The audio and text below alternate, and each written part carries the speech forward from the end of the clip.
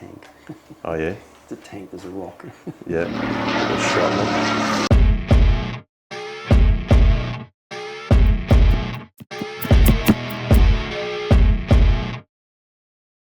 Alright guys, welcome back to episode 5 of our Meteor V12 27 litre engine teardown. You would have seen our last video of our Cummins diesel engine, so I didn't want to scare you guys too much about thinking we're moving away from this. We weren't. We were just having a little bit of a break from it and trying to reset. So today, Tony, we're going to try and get a lot of this apart. We're just going to rip into it and try and aim to have a bare block or crankcase here left over at the end of today. We'll slip the rest of the pistons and rods out. And what do you think, Tony? We start with what? Well, I think we'll try and get the accessory drives off the end here and see how we go, because they're going to need to be off to get the crank out anyway. And what we found out when we took the first 2 cylinders out was the crank looks pristine.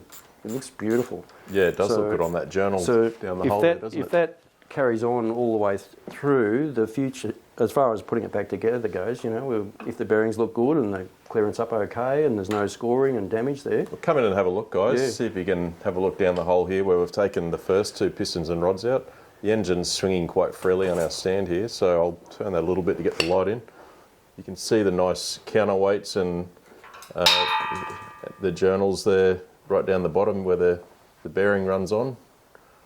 All looks really smooth and shiny and no score marks.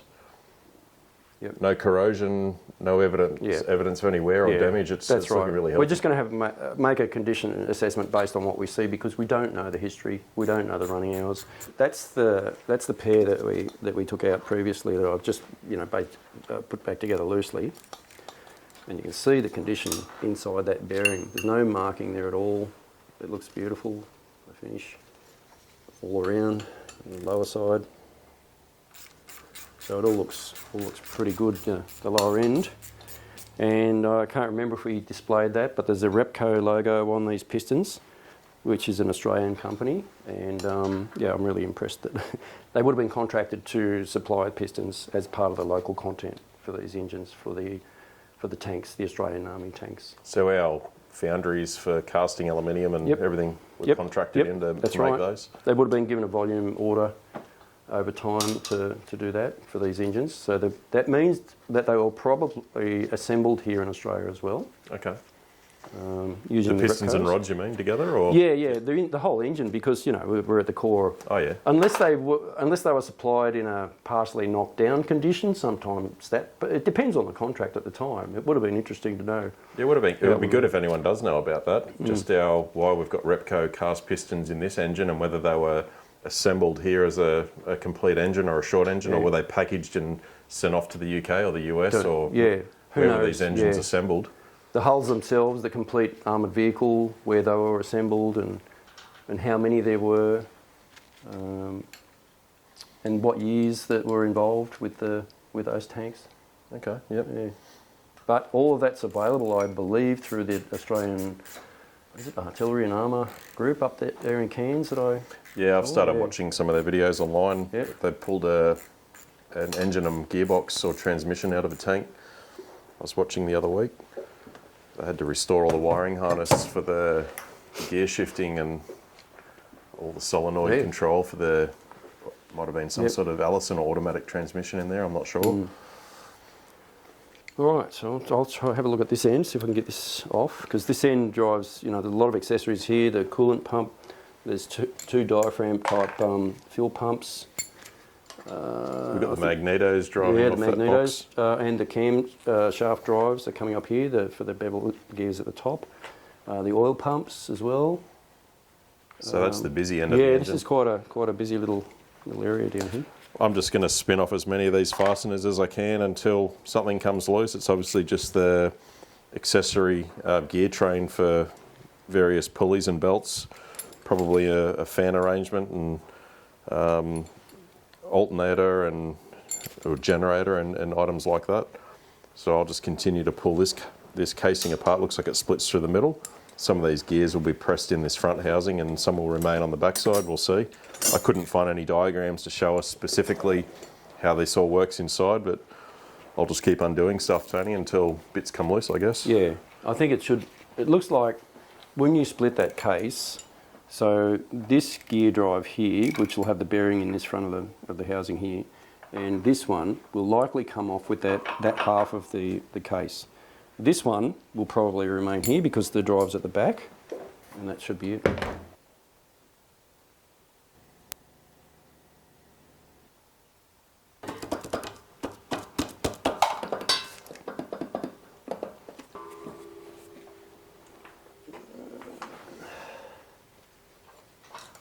Oh, there's a tag on it. I might see what that says.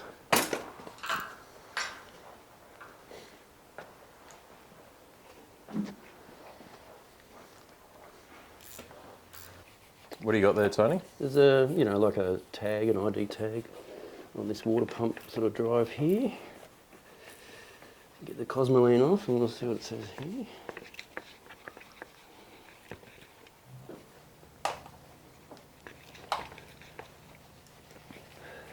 It's good stuff, this Cosmoline, I'll tell you what. Takes a lot to get it off. So this would have been a harsh environment sort of storage media that they used for long-term storage. The Cosmoline? Yeah.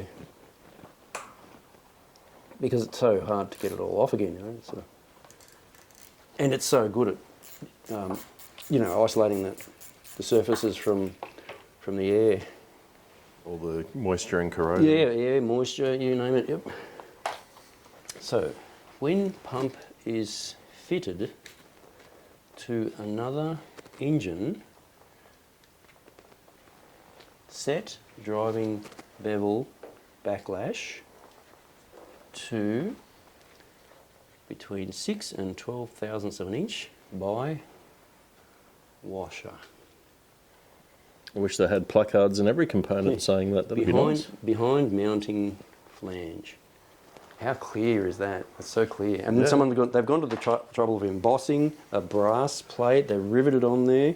It's riveted on. Yeah. Well, yeah. Wouldn't that be great to have on every component?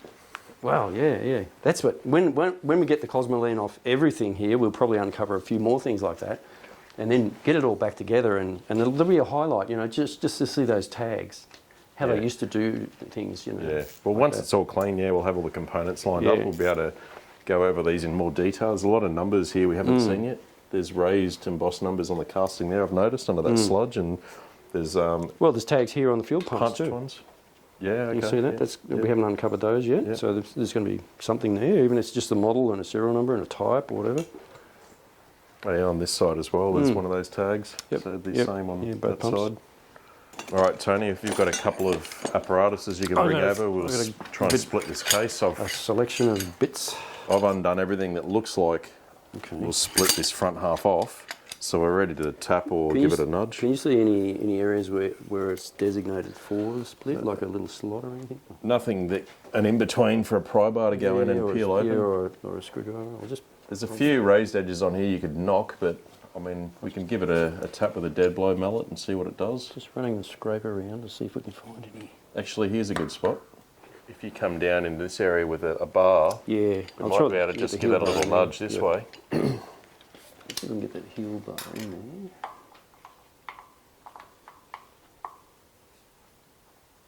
It doesn't look like there's a gasket. It's like a hard contact. There could be a gasket, but it's very thin. It doesn't look like there is one. Keep probing, looking for any other fasteners that are still there that we might have missed. It all looks like it should be clear now.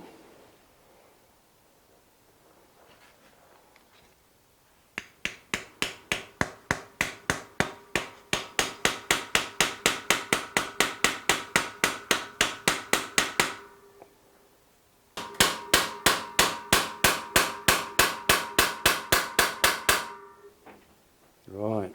I think that's the first positive indication that we've started to separate. You can just say it's starting to open up here a little bit. I think there is gasket in there. It's a very close fit, and there must be a thin gasket in there. But now, that's the first evidence that I'm starting to separate it there. Can I put a couple of nuts on here and try and pivot those apart, or are you Yeah, you could try that. I mean, this is just sort of prying to see. Oh yeah. Well, it's just going to break the seal, isn't it? Yeah, well, that's started to move there. And so there'll be a bearing in this side and the rest of it in the pulley bearing in that side. So it should just separate out, depending on the... Well, it's staying apart, so it's not trying to pull back together, which is a good sign. That's a good sign. I might just give that bearing the outer race a little tap just with the brass punch and just see if that makes it move a little bit.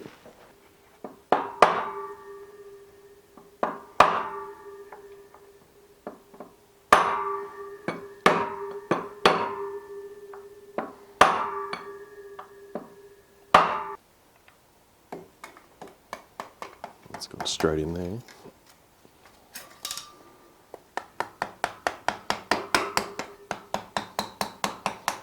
It's quite easily separating it, so I'm pretty happy with that. Yeah. It feels good.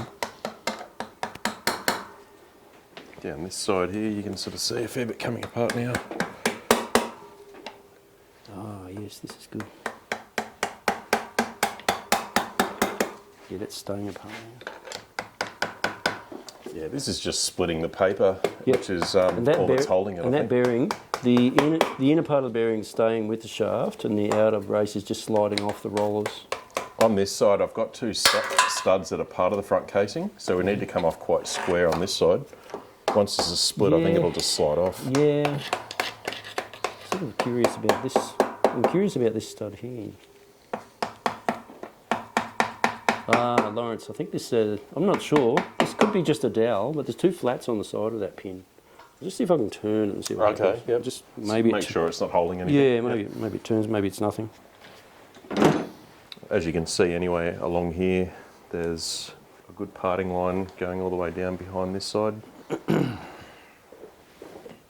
that scraper's just sliding in and out of there nicely. So that's just all comfortably sliding apart, which is what we want to see. Well, it's just turning freely now.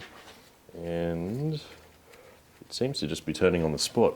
Oh, there's a head on the back here. Might just clean that back. Can't see what sort of fastener it wants.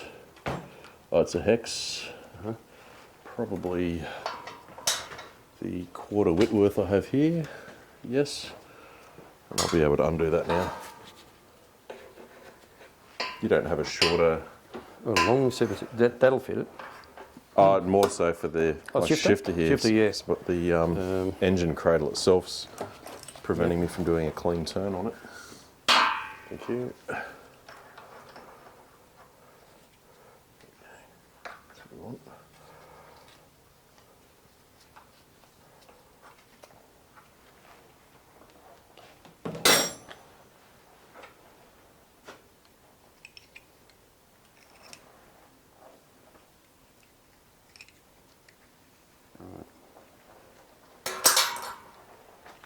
Sorry.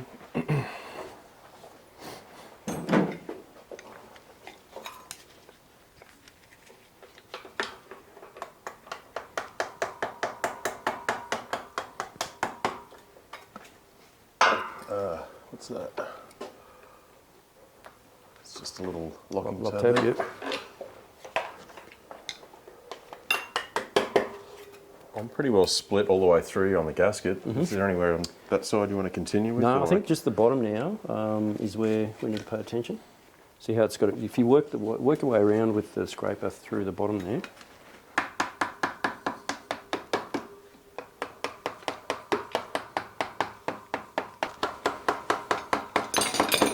Okay, Tony, I might need your hand here, please. Yep. Just support that side. Do you want to leave it at the same time, maybe? That side's pretty free. This is tight here. Right. Might have to close that back up a little bit. Just the bottom now. It's coming off those studs there. Oh, we've got oil coming out of there. That's all right. That's a good sign. Right down low now. Yep. And we're just about off. The studs. There's a few gears staying and coming. Yep. I don't know if we're going to lose any idler gears or anything, but I'll just carefully try and catch that. There we go, we're Beautiful. off. Do you want to take it? Yep, I've got it. Just set it down there. So you can see there was oil pulling the bottom of the housing over the years. And the gears, look, no rust whatsoever. Nice. Look like everything's in good condition. Where's your inox bottle over here? Yeah. We're going to spray the gasket now. Yeah, give it a spray. Just to seal that up.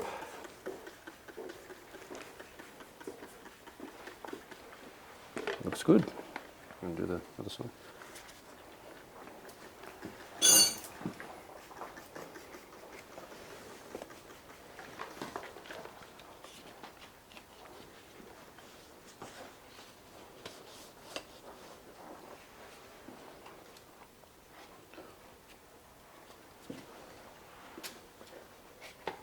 The bearing, the rollers are supported in a little, like an inner locked cage that rotates in there, so it just slides, the outer race just slides on and off with that, the outer cover. Very nice. And there'll be another bearing in there. So this idler gear or this drive gear here would have been pulling the oil up and splashing that around in that housing. Right. It was just sitting in that little pocket. Yeah, like a well in there, and that oil may have been coming in through, we don't know yet, may have been coming in through here or possibly up through the shaft. We'll find out. We can probably leave those attached. Yeah, they're not going to interfere with us getting the cranky out. Does this housing here then split off the case? It looks like it does. Yeah, you've got this row of bolts around here. Yep. So on the aircraft engine, instead of this housing, there would have been something else that bolted onto that flanged area there. So this is the free end, or is this the where the prop would be, or the supercharger? Supercharger, I feel like, would be down this end. I'm just trying to remember where the magneto drive was. So that were here, both sides. Everything's here. You had both magnetos, camshaft drives. I'm thinking that this is probably where the blower would have been, because you had your fuel pumps here and everything. It was probably completely with different assembly. Yeah. I'd say. Yeah. And then all your gear reduction and reverse rotation prop spline would have been up this end. Yeah. I don't know. We'd have to familiarise ourselves with the orientation of the aero engines. Need to get our hands on one of those, maybe, Tony, one day. Wouldn't it be good to have both engines here side by side, so we can compare, what components were different, which are a lot of it, but then just observe how the core engine was very, similar. Yeah. That'd be something interesting.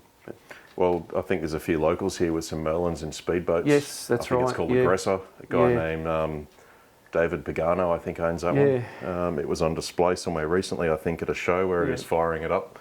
Well, there's a few fighters here too, down at Temora and other places. There's that Hurricane at Bankstown. There's some Spitfires down at Temora, I think, or one or two down there. Yep. I don't know if there's anything at Illawarra. There's an engine on display down at the Haas Museum. They've got a full Merlin engine with I think it's a stage 1 blower, so an early engine on display there. Yep. I think we need to organise a little weekend. We go visit them, take the camera along. Take the camera. Show you guys inside the hangars there, and we can compare them. Try and get a little private tour. Yeah, that'd be good. That'd be good. Righto, well, we'll leave this end and we'll start having a look at this end, see what we can do. Yep. Flip it upside down maybe. And I just noticed today when we started doing it, I'm pulling off these rubber grommets.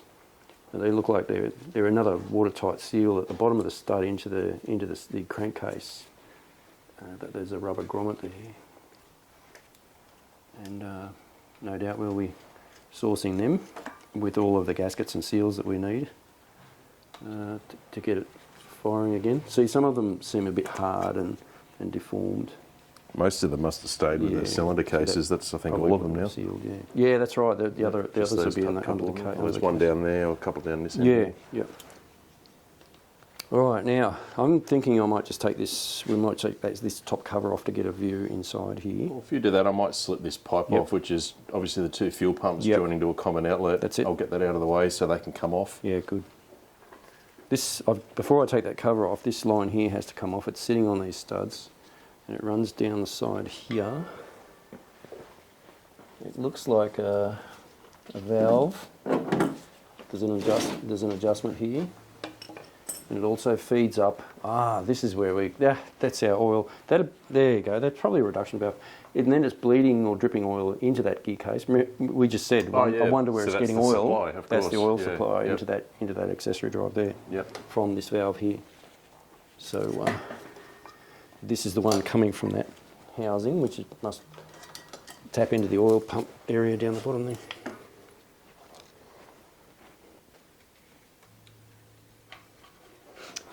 Okay, that one's up. There are very small nuts on this clamp, this pipe clamp half here. Get off.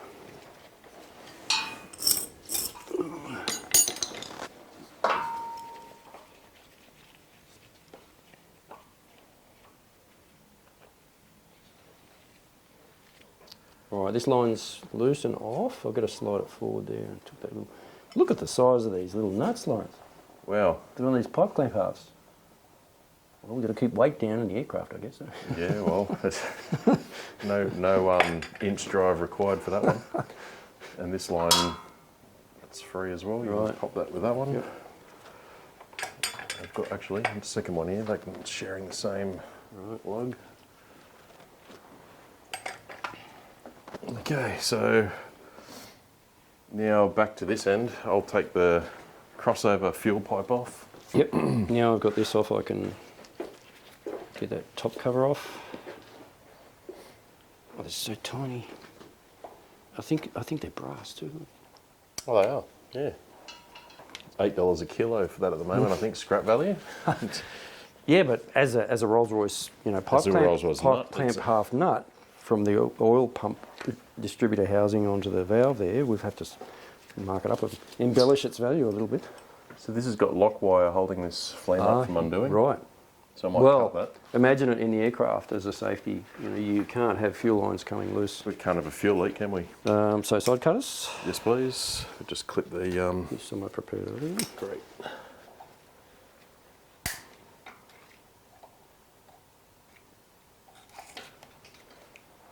Yeah, so that's going up through... I can imagine them, static testing the fuel system on the aircraft engines as a standard operation, or quite often, I'd say. I'll come around this side and do this one and give you some space there. Yep.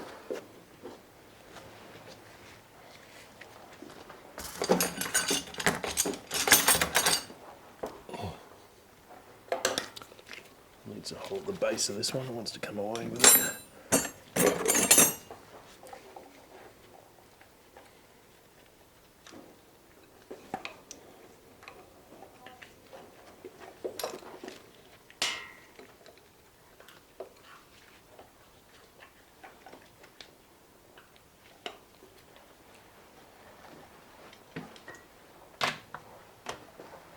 One fuel line, 2 pumps into one line, 1 outlet. Oh, there's a little tag on this as well, I think. Or is that just a... Oh yeah, it's probably a part number or something on it. Hang on, where's the brake lead? Yep, the part number. I would have thought that if you have a pump fail due to whatever, a diaphragm rupture or something like that, and the other pump then feeds, there's a risk of maybe, because the diaphragm's failed, the pumping fuel going through straight there. back in. I would have thought there'd be a low opening pressure check valve on each side of where it tees off. To keep pressure out. So that if one pump does fail, it's not just losing volume and pressure back through that other pump. Maybe on the aircraft engines it's different. Yeah, that's a good point. It's quite a large ID of fuel line too. You'd never see anything on an automotive vehicle that big. Yeah, well... Until you're into the 1,000 horsepower. 27 litres. Yeah, it's not a 2-litre Honda engine, is it? No. Yeah, they are. They're quite big fittings on the pumps too. Well, this pump is completely separate from everything. I might just undo these knots. Yes, I couldn't get that to move away from there. Okay, I'll see if we can get it off this end. Yeah. I wonder if you can still get diaphragms for these fuel pumps. Well, I guess you can make anything these days if you look around. So we can always get something made. Hopefully I'm getting over to visit the US this November. Right. My first ever overseas trip anywhere in my life. Yep. I'm going over to see the SEMA show. I've registered the business there, and we've got now invites, so we're going. When I say we, and myself and another employee of ours will be over there already. Hopefully we might get to drop in and see vintage V12s, which is on our drive from the airport to Las Vegas. Right. And some other interesting places along the way if I can make some contacts. So if anyone is in the Los Angeles to Las Vegas district and in between and thinks that we might be interested in something that you guys have over there to come and have a look at, we've got about a week of driving around and killing time to do and exploring, so I'd be happy to drop in and visit anyone if there's anyone there that's got some truck engines or toys or aircraft engines and toys to come and have a look at. I'm all ears. I think California's a great place to for the enthusiasts with historic aircraft.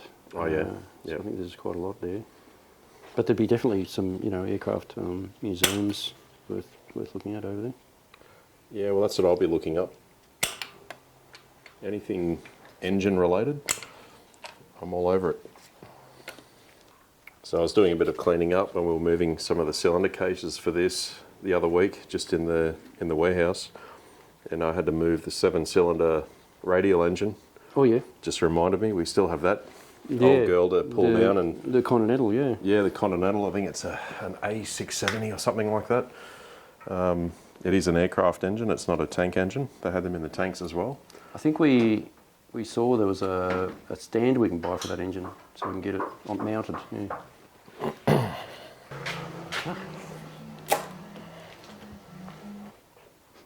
think I just opened up an oily case. Oh, look at that! More bevel gears. Beautiful.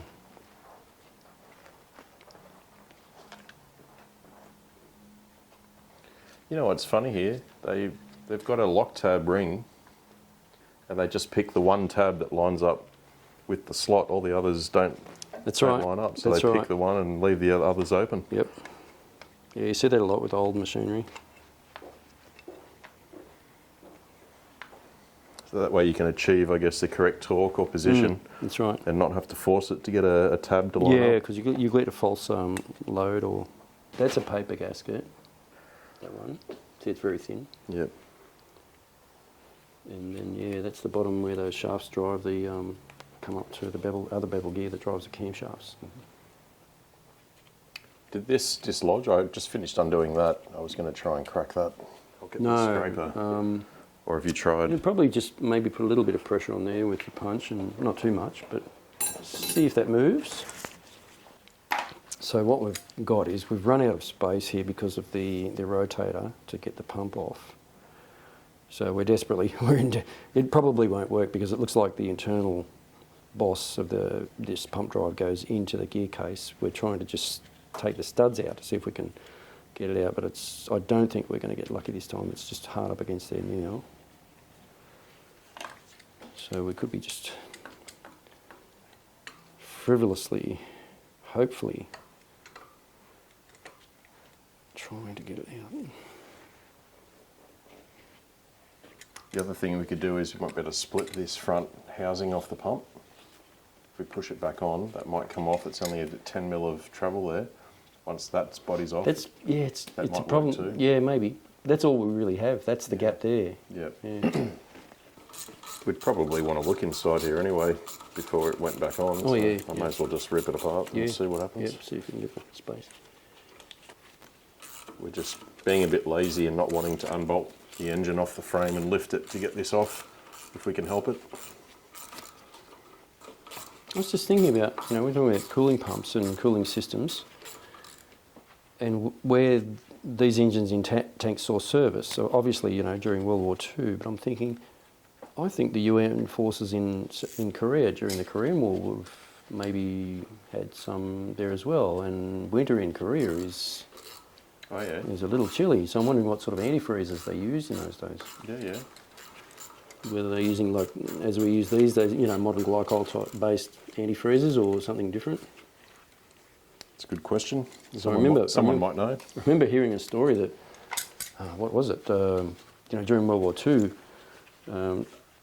tank operators had to sometimes light a fire on the ground under the hull of the tank, under the engine, to desolidify the oil in the engine. Yeah, I remember, I think, one of our earlier episodes, I'd just watched a doco in Russia when the Germans were there. And I think I mentioned, I'd learnt that then too, that they used to light fires. Well, the Russians knew to do it. They used to light fires under their tanks to get them going. Yeah.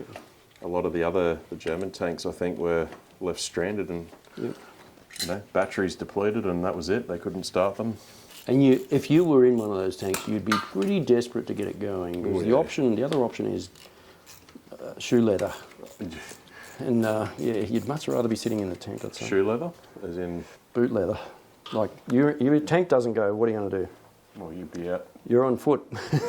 or you're sitting in the tank. Well, that's not much good. That reminds me of the Fury movie when they broke down to that intersection. Yep. No, it's a good movie. Fury, I actually enjoyed watching that recently as well. I saw the making of it. Brad Pitt went and spent some time with one of the units, the armoured units, to get an idea of what tank life was like. Okay. Quite good. So did some of the American tanks run a GM two-stroke engine in there? I don't know. I know that GAA Ford V8 was initially used, and like you said, there was the radial option as well. But they were they weren't that successful, I think. I don't know what really happened. I think the GAA might have been. That was their main Sherman tank. Yeah, I think they improved it and made it reliable, and I think it was always down on power compared to what they wanted. Yep. But yeah, I think it was the one they ended up. And they were a petrol engine too, I think. Yeah. They all were. I don't think there were any diesel. American engine, German, Russian, English, American. I think they're all petrols. But I thought the old Detroit two-stroke Jimmy engine was used in some of maybe just landing vehicles or something. It was. Oh yeah, but in armoured vehicles, I'm not sure. Okay. Yeah, I don't know.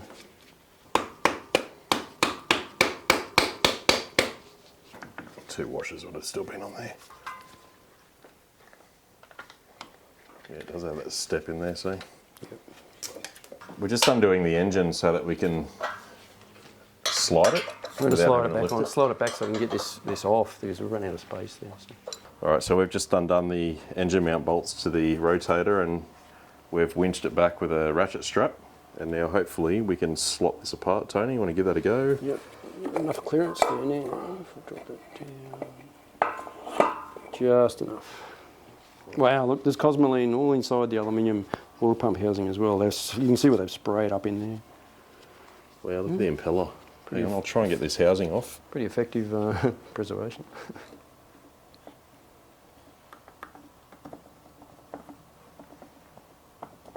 Come on, we're running out of room. Oh no, it looks like it's nearly there. Ooh, look at that, just. Oh, just got it, yeah. Look at that. Lucky Lawrence. Oh, another bevel gear, look at that. Oh wow, look at that. The impeller. Yep. Actually looks fairly newish. It doesn't look like it's got coolant build-up or corrosion of any sort on it. It doesn't look like it's had many hours on that pump. This housing's a little bit sort of corroded or cavitated around here. You can see the surface there is quite rough. So possibly it's just mismatching, like this with the original housing. But yeah, the impeller looks, can't see anything really as far as there. Quite good. Oh, good. Well, that's good if the pump's okay and the seal's okay. The problem is the seal, Lawrence. It's quite old.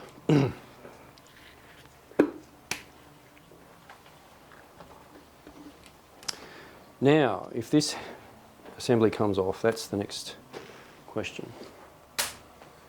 Oh, well, we've loosened the bolts. Now we have to try and make it move, don't we? Yeah. So whether that'll just slide off is the next dilemma.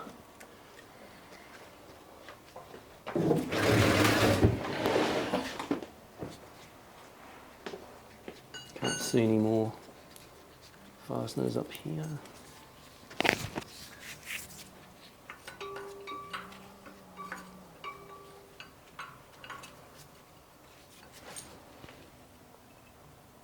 Well, nothing on the bottom? No, well, the oil pen came away. Oh yeah, look, I've got it moving.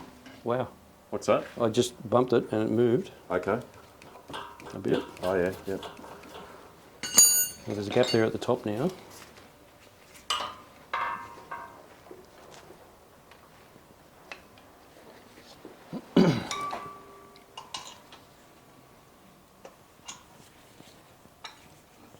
It's quite. Oh, yeah. Oh, yep, that's got it. Yep, bottom's away. Righto, righto.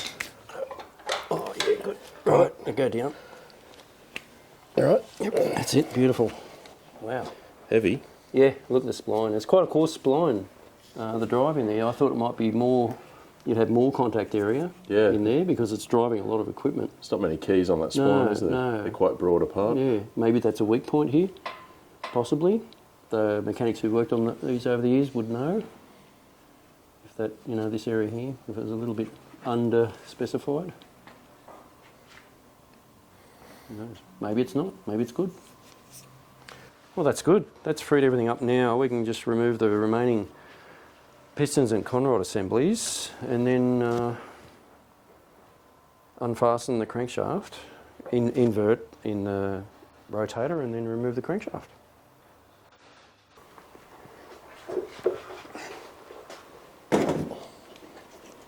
Lean it this way. Lay it on its back that way. Whoa, look at all that in there. Oh, that's amazing. That is beautiful. Look at all of the gears. There's bevels, there's helicals.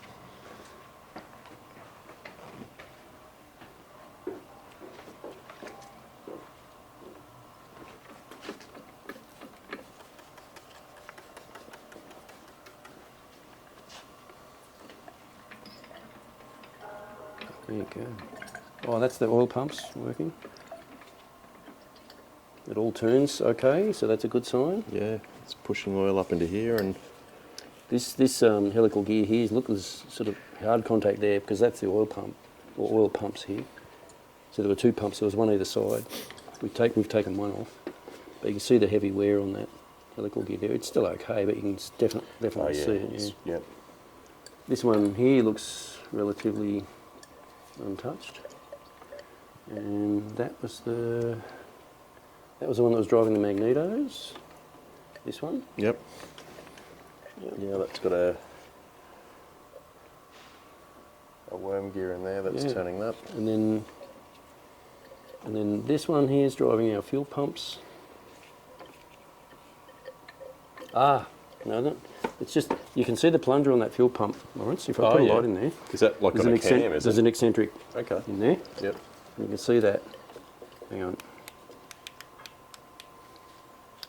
So that plunger, Oh, it's got a spring. Yep.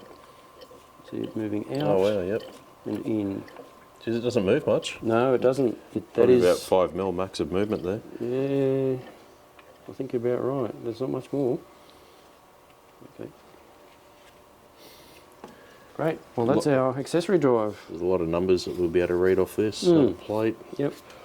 Well, we'll park this up with all our other bits and we'll get back to the main body of the engine, the crankcase. So what we might do is That's good. we're going to have a quick 5-minute cup of tea, a break, and we'll come back and get back onto this thing. We'll bolt it back down to the stand and we'll see if we can rip the rest of the slugs out and then get it ready to hopefully lift the crank out. Good. All right, see you guys in a minute.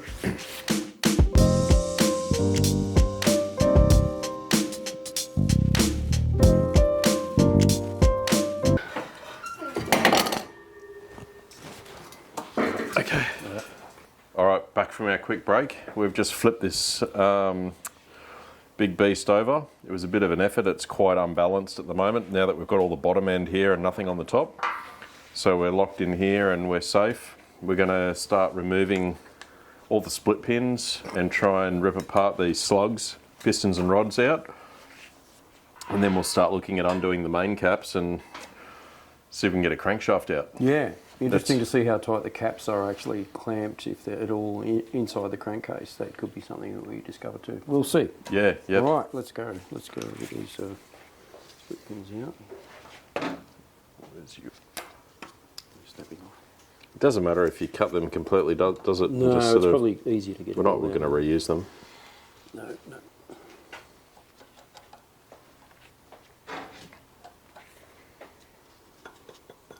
When I was young, and I saw an American video once, and they referred to something called a cotter pin on an American video. I was confused what they were talking about, but it turned out it was a split pin. A cotter pin? Yeah, they call it Okay. cotter pins in their terminology in that old video that I saw. Because I always thought a cotter pin was a tapered, straight, cylindrical pin with like a flat on it that you use in a bicycle pedal. Oh, yeah. pedal Yep. arrangement. Yep.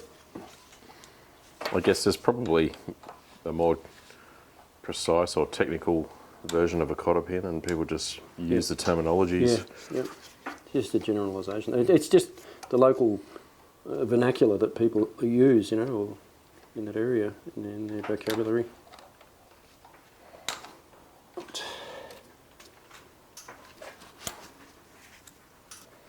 So you can't actually get a socket or a ring end on that because it wants to hit the rod. So maybe we've got to offset it. Maybe take this cap off first, Lawrence, and then you will.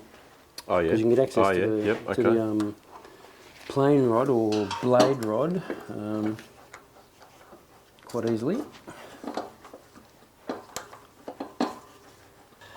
So they are a 3/8 Whitworth, according to the fitment of this. It fits real good. It turns it. Might have to actually give that just a bump. It's quite tight, which I imagine it would be. Just remember, we've got all our side bolts or nuts here, Yes, holding the caps in too. Cross-bolted mains, yeah. So they're a nut with a stud. I wonder how that's going to work. Well, I guess you have to Winding remove a both. stud out. You have to remove both, I guess, yeah. I think they I just wonder why use they didn't use a bolt. Yeah. Oh, it is tight. Yours didn't look that tight when I was watching you do it. I don't know how tight it was for you. It's real tight. Probably holding my tongue at a different angle, Lawrence. Maybe. Things like that. It's that muscle memory of all that squash.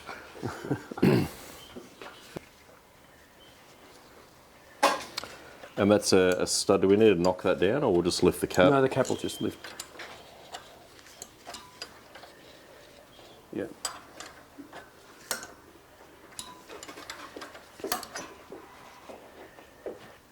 Now you can get the other ones. So I've got one more split pin there to get out. The cap should just lift off. Will that rod come down?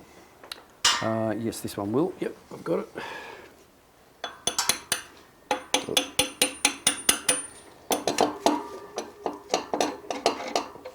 That's it, beautiful. Yep, there we go. Okay, got it. Got it.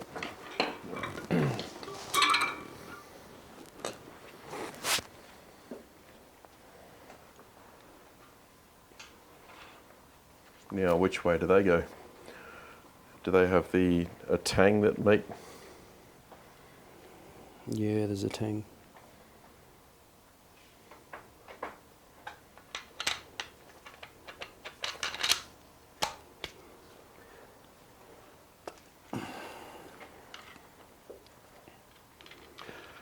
So these rods and pistons, are they all mated sets that we need to keep together, or do you No. think it's not going to matter? Well, we'll number them anyway, and then we'll check the clearances later anyway, and I mean, they look fine, you know, but we'll just number them as we put them over there.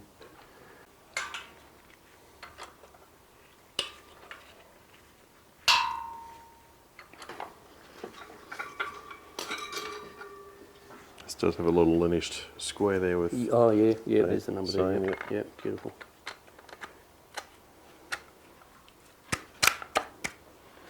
Now, a quick wipe will tell if this one's okay. Whoop.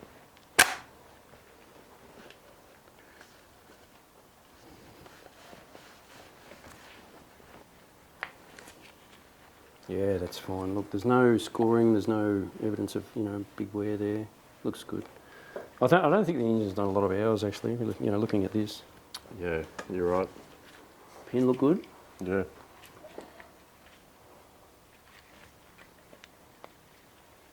Yep. No scoring or damage.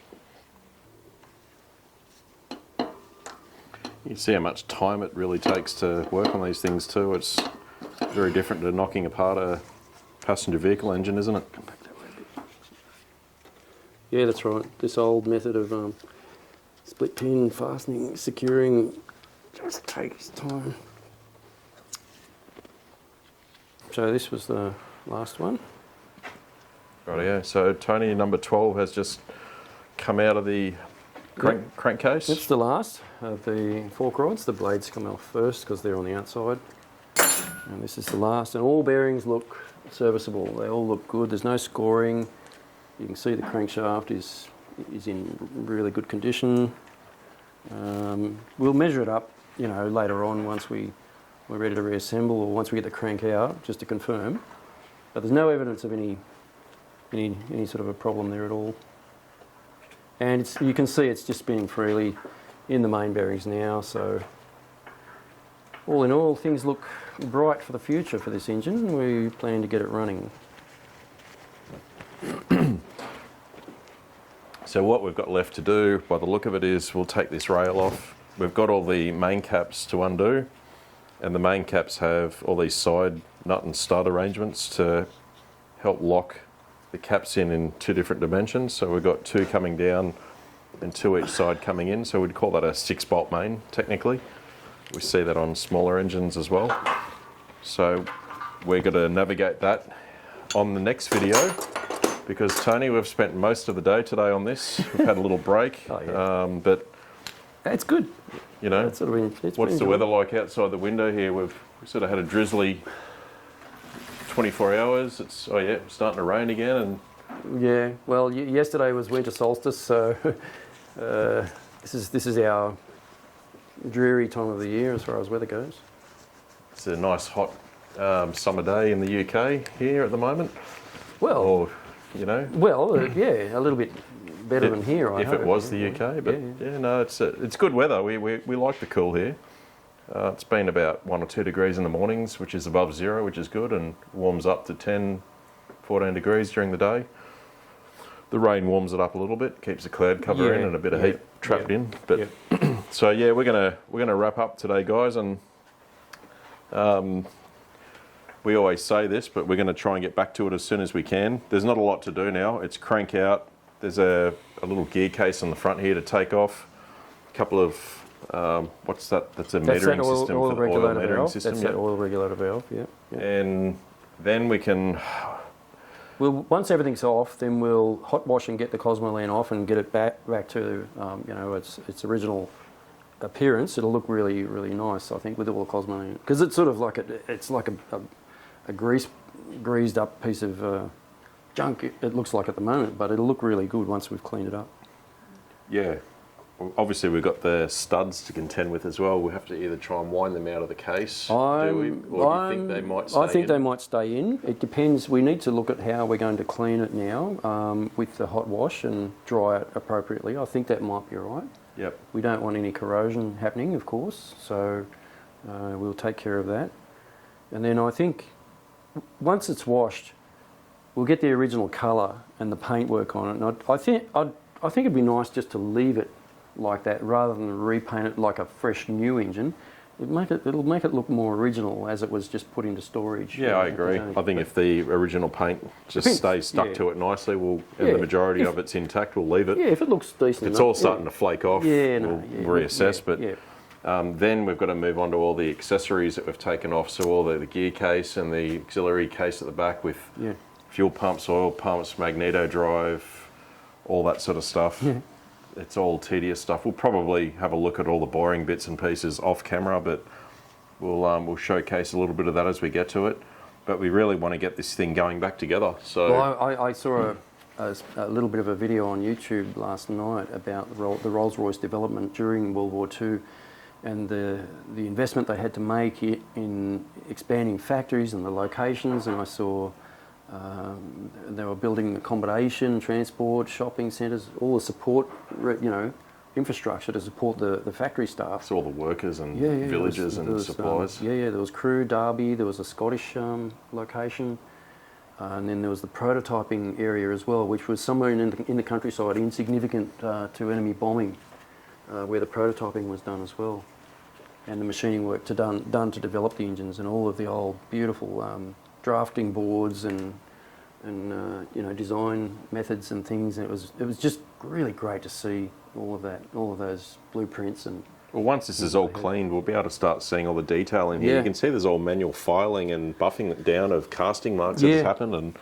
you know it's all rough in here, but it's been deliberately linished by hand, and we're going to see all that in more detail when it's clean. Yeah, someone must have had the task to go through and deburr any flashing and sharp edges in here and make it usable for the engine. The oil flows down and back into the pan and all that. Bits of Maybe metal that come off. And just bits of casting flash and things like that that were a little bit, like protruding too much and in the way, so they've just sort of dressed it back quickly. Yep. All right. Yep. There you go, guys. That's it from us for now, and we'll see you again soon. It'll probably be another video on this guy, and then, we'll move back onto our Cummins engine and try and get that pulled apart further.